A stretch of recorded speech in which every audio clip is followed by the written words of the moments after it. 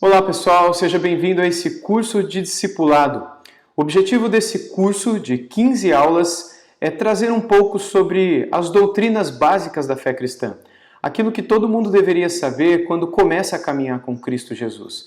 Quando nós nos convertemos, quais são as principais doutrinas que precisamos aprender? Quando a gente começa a nossa caminhada com Deus, quais são as coisas que deveríamos aprender? Quais são as doutrinas centrais da fé cristã?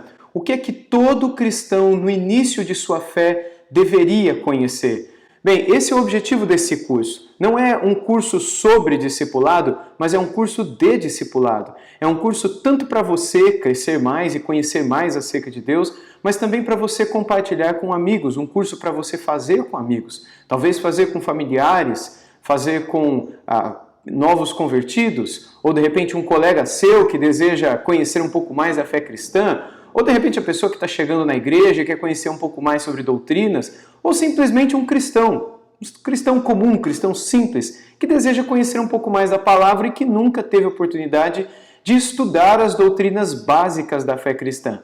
Discipulado, na verdade, é isso. Fazer discípulo é tornar alguém uma espécie de imitador daquele que foi o seu mestre. E é óbvio que o mestre aqui não sou eu, o mestre não é você, o mestre não é aquela pessoa que está assistindo esse vídeo com você não é o mestre dessa pessoa. O nosso mestre é Jesus Cristo. É a Ele quem seguimos. Ele é quem nos deixou todos os ensinamentos. Ele é quem deu a nós o conteúdo de ouro, o conteúdo maravilhoso que muda a nossa vida, traz paz para o nosso coração, encanta a nossa mente diante da riqueza desse material, da riqueza desse conteúdo.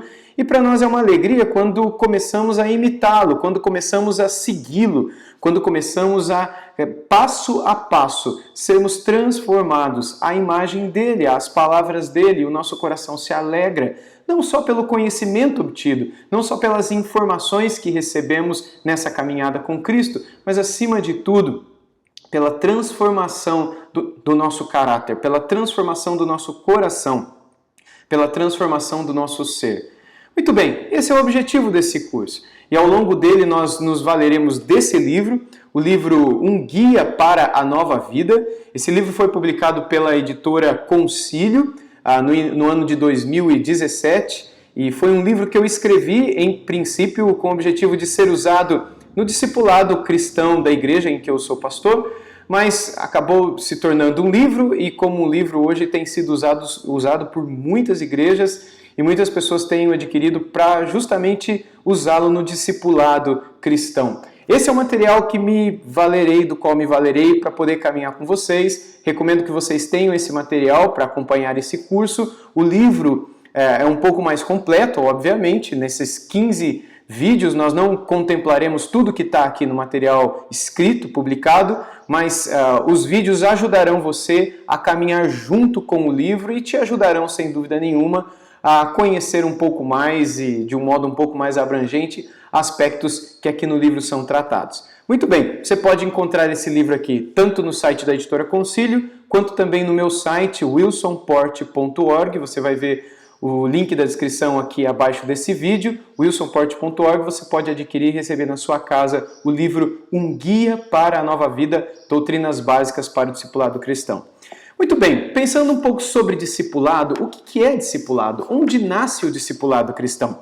Quando a gente pensa em discipulado, automaticamente vem na nossa mente a ideia de alguém ensinando outro alguém, e algumas pessoas até imaginam que discipulado seja você pegar um material, pegar um livro e sentar com uma pessoa e poder ensiná-la. Então você senta com ela, combina na igreja, combina na praça, combina na casa daquela pessoa, e ali vocês vão se sentar e você vai pegar um material e você vai falar e a pessoa vai ler e a pessoa vai escrever e a pessoa vai fazer perguntas e vai responder, etc.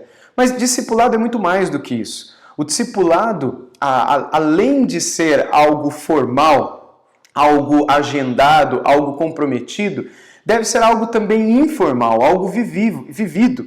Algo com o que você possa transmitir a outra pessoa a sua experiência de vida. Ou seja, discipulado, e é interessante as palavras bíblicas que estão relacionadas ao discipulado, quando nós escutamos igrejas que dizem ter a classe dos catecúmenos, ou o próprio cristianismo histórico que usa a palavra catequese para descrever esse período de instrução, de discipulado básico, não é? Todas essas palavras, todos esses termos estão associados à mesma coisa, que é o discipular, o ato de discipular. Catequese vem do catequel, a palavra grega para instrução. Lá em Gálatas, eu vou ler o trecho aqui de Gálatas, onde o apóstolo Paulo, em Gálatas 6,6, diz assim: o que está sendo instruído na palavra, partilhe todas as coisas boas com quem o instrui.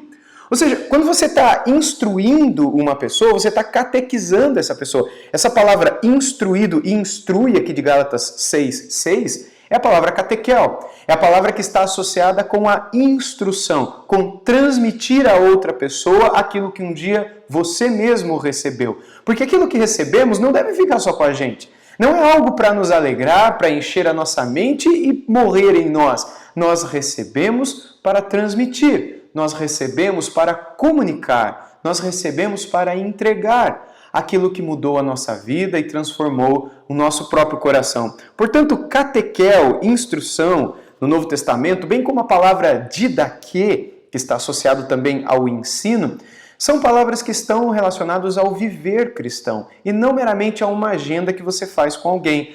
Logo, o processo de aprendizado da palavra, além de ter o momento, sim, é importante que você tenha um momento de se assentar, ouvir, ser ensinado, ser corrigido, ser exortado, ser aconselhado, ser confortado. Esse processo agendado é importante. Então, eu não estou aqui anulando a necessidade de você ter uma agenda com alguém, de você se assentar e ter um compromisso com uma pessoa.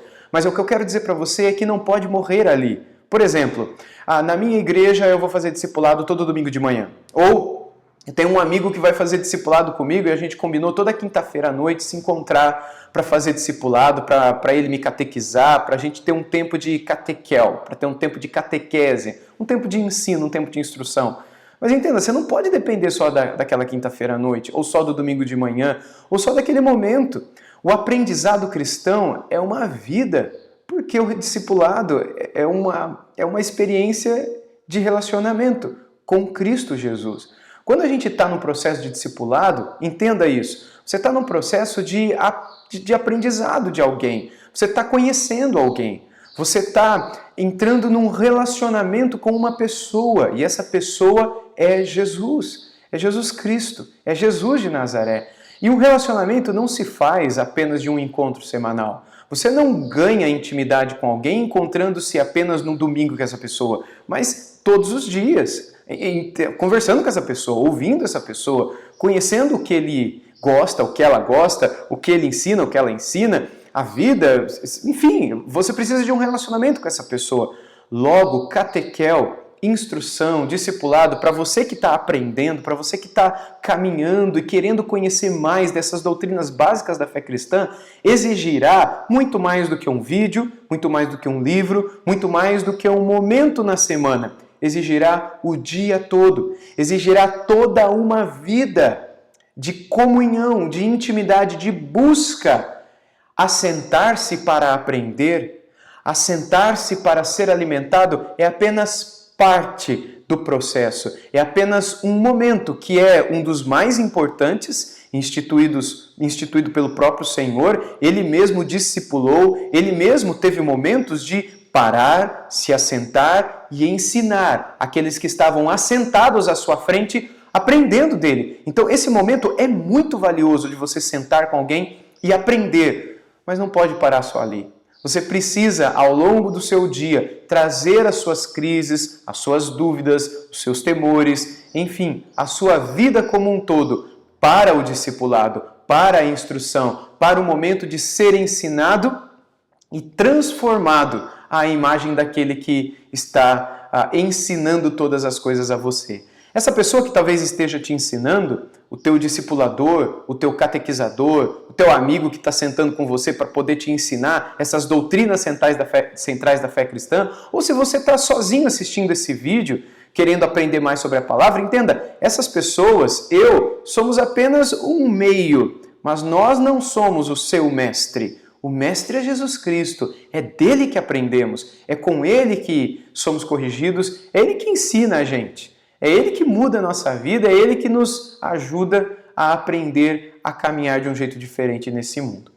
Muito bem, tendo então em vista que a catequese cristã, essa instrução à viva voz, esse discipulado é um privilégio que Deus nos deu, porque afinal de contas o Senhor nos deu esse chamado, não é? Lá em Mateus 28, por exemplo, no final do capítulo 28, versos 19 e 20, nós recebemos essa palavra do Senhor, não é? Ide, portanto, fazei discípulos de todas as nações, batizando-os em nome do Pai, do Filho e do Espírito Santo, ensinando-os a guardar todas as coisas que eu vos tenho ensinado, e eis que estarei convosco todos os dias até a consumação dos séculos. Ou seja, o chamado de Jesus é para que a gente faça discípulos. O chamado de Jesus é para que a gente instrua a outros. É para que a gente caminhe com pessoas em fidelidade, em honra, em gratidão, etc. Se Jesus nos chamou para isso, é importante que a gente o honre, que a gente o obedeça. Logo, o Senhor nos chamou para uma vida discipulado e discipulado é um privilégio. Mas quais são as principais doutrinas que devemos aprender? Bom, uma das coisas que eu destaco nesse livro, e eu o divido em 5 partes, são a lei, a graça, o Pai Nosso, que aqui eu envolvo não somente a oração, mas um pouco sobre o caráter do nosso Deus, as ordenanças, o que é que o Senhor nos ensina sobre a aliança dele com a gente e qual é o lugar da ceia, do batismo dentro da nossa caminhada com Deus, e um pouco sobre o próprio credo apostólico que resume a doutrina da Santíssima Trindade. Quem é o Pai? Quem é o Filho? Quem é o Espírito Santo? Qual a função de cada um dos 3 na nossa própria história? Qual a função do Espírito? Qual a função do Pai? Qual a função do Filho na história da nossa salvação, no processo da nossa redenção? Muito bem, e ainda hoje, na nossa caminhada cristã, nós procuraremos ver um pouco sobre, então, a Santíssima Trindade, quem é o Pai, quem é o Filho, quem é o Espírito Santo. Estudaremos um pouco sobre oração e a importância de conhecer o que é que Deus nos ensina sobre oração, para que a gente não ore fora da vontade de Deus. Há uma palavra também no Novo Testamento que nos diz que se nós oramos e não recebemos porque pedimos mal, para gastar em nossos delitos e pecados. Assim, é importante que a gente compreenda o que é que o nosso Deus nos tem a ensinar com relação à oração e o que é que o caráter de Deus transforma a nossa oração. Veremos um pouco também sobre o Pai Nosso e o que é que isso eu já falei, Pai Nosso. Veremos um pouco sobre as ordenanças também e como que o batismo e a ceia nos ajudam a sermos mais fortes em nossa caminhada. O que são os meios da graça? Por que o batismo é importante? O que é o batismo cristão? O que é a própria ceia? Por que comer do pão? Por que beber do cálice? Qual que é o lugar bíblico de tudo isso? Veremos também um pouquinho sobre a graça. O que é a graça? E aqui dentro de graça, o que é o Evangelho? O que é arrependimento? O que é fé? O que é santidade? Por que Jesus Cristo teve que morrer numa cruz? Há muitas pessoas que não entendem isso. E nesse curso de doutrina básica da fé cristã, nesse curso de discipulado, a gente vai ver cada um desses aspectos que são centrais e que são iniciais para todo aquele que quer conhecer um pouco mais do Senhor. E por fim, e nós vamos começar desse fim, por que da lei? Será que existe algum trecho da palavra de Deus que a gente pode jogar fora? Há algumas religiões, falsas religiões, obviamente, há algumas igrejas, há alguns pregadores, há alguns livros cristãos que dizem que você deve só ler o Novo Testamento. Que a gente vive numa espécie de tempo da graça. E que nesse período da graça, você não tem que se importar muito com o Novo Testamento. Você não tem que se preocupar muito com com o Antigo Testamento, melhor dizendo. Você não tem que se preocupar muito com as leis, sacrifícios de animais, sangue, velhas alianças, antigos pactos, Velho Testamento. Para que você tem que se importar com isso? Vamos jogar fora o Antigo Testamento. A lei não tem mais o seu lugar. Vivemos no tempo da graça. A lei morreu, a lei caducou. E a caducidade da lei é algo que o próprio apóstolo Paulo menciona no Novo Testamento, mas já que a lei caducou, isso é sinal que a gente pode jogar lá fora? Já que a lei caducou, já que ela não tem mais o seu lugar, afinal de contas, você não tem que comprar um cordeiro e levar numa igreja para o pastor sacrificar e jogar o sangue em cima do púlpito para a purificação do seu pecado. Logo, a gente não tem mais o sacrifício de animais nos dias de hoje. Nós não temos mais a obrigatoriedade da circuncisão. Por exemplo, você não tem que fazer uma marca no seu corpo, você não tem que seguir rigorosamente, farisaicamente, legisticamente, não é? Um calendário, a guarda de um dia para a sua salvação. Entenda que a guarda, a separação de um dia, tal como nos 10 mandamentos nós encontramos, não é observada hoje mais com o objetivo de alcançarmos salvação. A gente não guarda mais um dia da semana, embora isso seja lei moral, isso ainda hoje vale, a gente vai ver num dos próximos vídeos, mas é importante que a gente compreenda que essa lei, uma vez que obedecida, ela não garante salvação. É a mesma coisa da lei do adultério, por exemplo, não adulterarás. Você não deixa de adulterar para ser salvo, porque isso seria salvação pelas obras. Quando então nós hoje entendemos que a gente não é obrigado mais a guardar um calendário, não só um dia, mas alguns períodos no ano, algumas festas anuais com o objetivo de sermos salvos, uma dieta alimentar com o objetivo de ser salvo, o ir a um lugar específico, numa cidade específica, numa nação específica, sobre um monte específico, com o objetivo de ser salvo. Você não tem que fazer mais nada disso hoje. Por que não? Porque todas essas coisas apontavam para Jesus.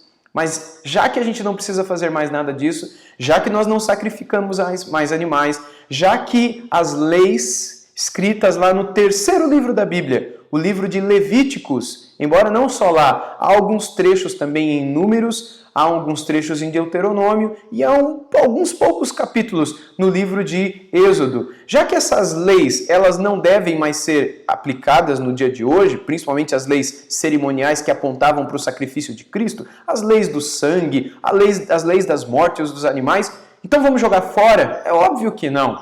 A lei tem o seu lugar. Qual é o lugar da lei, portanto? Bem, nesse primeiro vídeo, eu quero começar tratando então da parte número 1, embora nós veremos uma parte menor e continuaremos no vídeo 2, mas é importante que a gente estabeleça esse fundamento aqui agora. Qual é o lugar da lei? Qual a importância da lei? Aqui na primeira parte do meu livro, quando tratamos sobre lei e quando falamos sobre os 10 mandamentos, que é uma espécie de resumo sobre a própria lei, eu quero destacar uma frase de Martinho Lutero, que é fantástica e que serve muito bem para ilustrar o papel da lei ainda hoje nas nossas vidas e a razão pela qual nós não devemos jogá-la fora. Escuta essa frase de Martinho Lutero. O pecado original está em nós como a barba. Barbeamo-nos hoje, parecemos apresentáveis e nosso rosto está limpo. Amanhã nossa barba cresce de novo e não para de crescer enquanto permanecemos na terra. De maneira semelhante, o pecado original não pode ser extirpado de nós, ele brotará em nós enquanto vivermos. Não é interessante essa ilustração? Assim como a barba continua a crescer, o nosso pecado continua em nós. Por mais que você se arrependa hoje do seu pecado, confesse o seu pecado, e o Senhor Jesus te perdoe do seu pecado, e você se sinta limpo, e você está limpo. Entenda, amanhã a vontade de pecar nascerá de novo no seu coração, porque a natureza pecaminosa não pode ser arrancada de você. Assim como as raízes dos pelos do meu rosto não podem ser arrancadas, a não ser por algum acidente, por alguma doença ou por alguma cirurgia, se eu for deixado, pela força da própria natureza, a barba continuará a crescer. Eu posso me barbear todo santo dia, mas a barba continuará a crescer.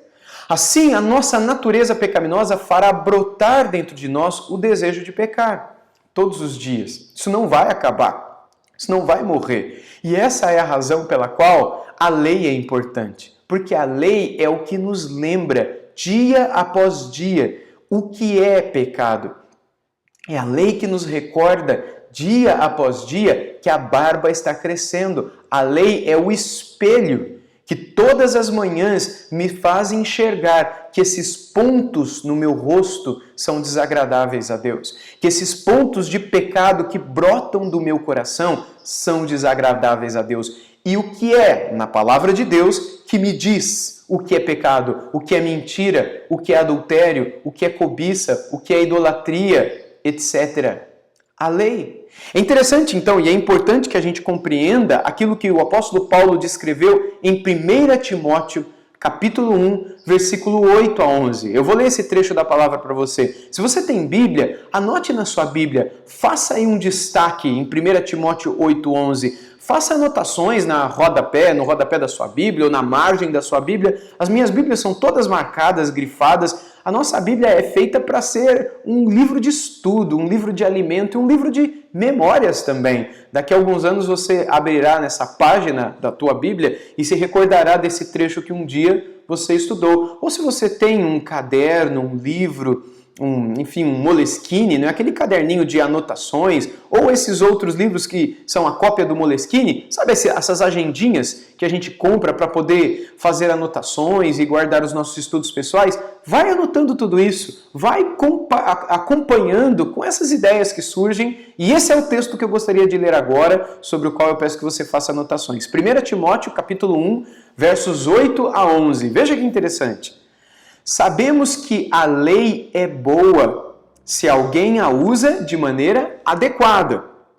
Também sabemos que a lei não é feita para justos, mas para transgressores e insubordinados, para os ímpios e pecadores, para os profanos e irreverentes, para os que matam o pai e a mãe, para os homicidas, para os que praticam imoralidade sexual e os homossexuais, para os sequestradores, para os mentirosos e os que juram falsamente, e para todo aquele que se opõe à sã doutrina. Essa sã doutrina se vê no glorioso evangelho que me foi confiado, o evangelho do Deus bendito. Veja que importante, veja que interessante. A lei, à luz do Novo Testamento, o Novo Testamento que poderia dizer que a lei não serve mais, que o Antigo Testamento não serve mais, não é? Diz que a lei é boa, porque ela me ajuda a ver que todos os desejos errados do meu coração estão me distanciando de Deus, estão me afastando de Deus. E quando eu me afasto de Deus, eu sou infeliz. Quando eu me afasto de Deus, eu estou me autodestruindo. Eu estou contribuindo para alguma coisa que me faz mal. Todas as vezes que eu me afasto de Deus, eu me afasto da alegria. Eu me afasto da vida. Eu me afasto da presença da paz. Mas, se eu leio a palavra, se eu ouço a lei, que embora não me salva, mas me mostra caminhos errados do meu próprio coração, e eu então ouço a lei e me arrependo dos meus pecados, ela me aponta para Cristo. Ela serve como um aio, ela serve como uma espécie de professor, de condutor, de mestre que me leva até aquele que me toma pelas mãos e me conduz até o próprio Senhor Jesus. É nesse sentido, então, que a lei ela é boa e tem o poder de me conduzir até o Senhor. E aí, quando nós olhamos para a lei, nós precisamos entender que há, resumidamente, dois tipos de lei no Antigo Testamento. Quando a gente olha para o Antigo Testamento, nós temos as leis cerimoniais e as leis morais. E eu quero, nesses últimos minutos, refletir sobre isso para que, a partir do próximo vídeo, vejamos um pouco mais sobre cada uma delas. Então, o que são as leis cerimoniais? As leis cerimoniais são aquelas relacionadas ao sacrifício. São as leis relacionadas ao sangue. São as leis que estão relacionadas ao culto no tabernáculo ou no templo do antigo Israel, lá do Antigo Testamento. Quando havia o templo de Jerusalém, o templo de Salomão, que depois se tornou o de Zorobabel e depois o templo de Herodes. Aquele templo onde Jesus entrou algumas vezes, enfim, onde sacrifícios de animais aconteciam. Mas mesmo antes desse templo, no período do tabernáculo, é importante que a gente se lembre que no tabernáculo também existia os sacrifícios, também existia todas essas coisas que a gente vê depois no templo. Ali então eram obedecidas as leis cerimoniais. Eu quero ler um trecho aqui do livro no qual eu comento um pouco sobre essas leis cerimoniais. Está na página 17. Olha só. Estas leis cerimoniais duraram até a morte de Cristo na cruz do Calvário. Com a morte de Cristo, estas leis ficaram todas abolidas, pois não há mais a necessidade de apontarem para Cristo, para o sangue de Cristo, para o sacrifício de Cristo, para o alimento puro que é Cristo, pois, enfim, o perfeito Cordeiro de Deus chegou. Que leis são essas? Um pouco antes, eu digo também, há vários exemplos no livro de Levítico, como a lei do holocausto, em Levítico capítulo 6, versículo 8, ou a lei da oferta pelo pecado, em Levítico 6, 24, ou a lei da oferta pela culpa, em Levítico 7:1, ou a lei das ofertas pacíficas, em Levítico 7:11, entre outras. Todas essas leis, elas apontavam para Jesus, porque Jesus não tinha nascido ainda. Todas essas leis apontavam para o sangue de Jesus que seria derramado, o sacrifício de um cordeiro perfeito que o próprio Deus enviaria e que morreria no lugar não só de uma pessoa que o levou para ser sacrificado, porque que ninguém trouxe esse cordeiro. Quem é que trouxe Jesus para ser sacrificado? Não foi Maria, não foram os apóstolos, foi o próprio Deus. Por isso ele é chamado de o Cordeiro de Deus. Mas que pecado que Deus cometeu para ter trazido o seu cordeiro? Nenhum. Ele o sacrificou por nós.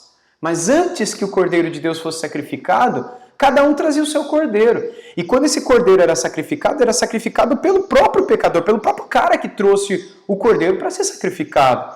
Então, a lei cerimonial exigia que você e eu trouxéssemos o nosso cordeiro, trouxéssemos o nosso sacrifício, o nosso holocausto, o nosso alimento, aquilo que a gente separou em obediência à lei para sacrificar conforme a lei de Deus, para ser perdoado, para sair dali absolvido, para ter a nossa culpa expiada, para ter a nossa culpa substituída, colocada sobre um outro que é puro e perfeito.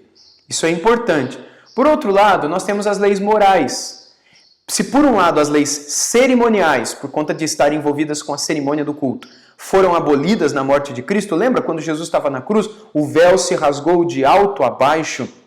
Você se lembra de que quando Jesus Cristo foi sacrificado e bradou, está consumado na cruz do Calvário, o véu do templo se rasgou de alto a baixo e aquilo foi um sinal. Que sinal foi esse? O sinal de que aquilo que separava os homens de Deus não separa mais. Todas as leis que morriam naquela cortina, morriam naquele véu, e o sacerdote entrava sozinho uma vez por ano para expiar a culpa do povo, para levar o sacrifício, para levar o sangue para a expiação no propiciatório, para levar o pedido do perdão dos pecados, agora não entra mais. Agora Deus que estava atrás do véu está agora à mão do povo. Agora nós não temos mais o véu como um caminho, agora nós temos Jesus como um caminho, agora nada mais nos separa, agora nós temos um novo e vivo caminho que nos leva para o trono de misericórdia e de graça, como o autor de Hebreus escreveu. Agora nós temos o próprio Cristo que em seu sangue destruiu